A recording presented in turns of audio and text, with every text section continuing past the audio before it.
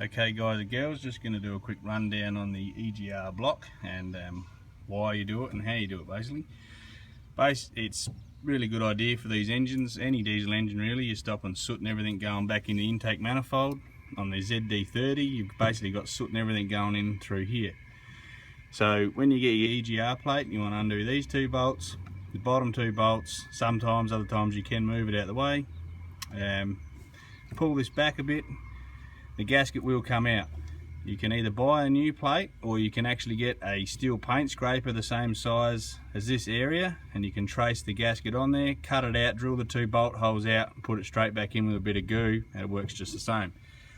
Once you've done that, you want to do the EGR, the Swirl mod. This is the Swirl mod in here.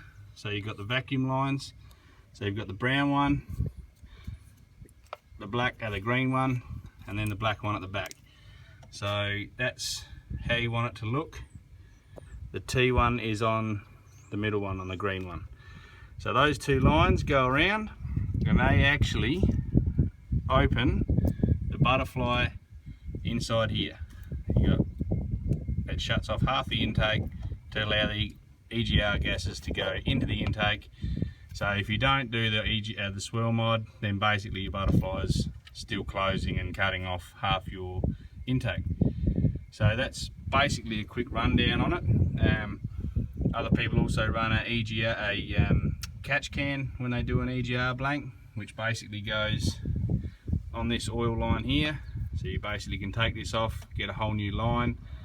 The catch can stops the oil vapors from the rocker cover going back into the intake through the turbo and up into your engine. It's a good idea, especially if you haven't done the EGR block. You've basically got oil and soot together and it's like a cutting compound. Also, if you want to run a boost gauge, this is where you tee into it on the ZD30.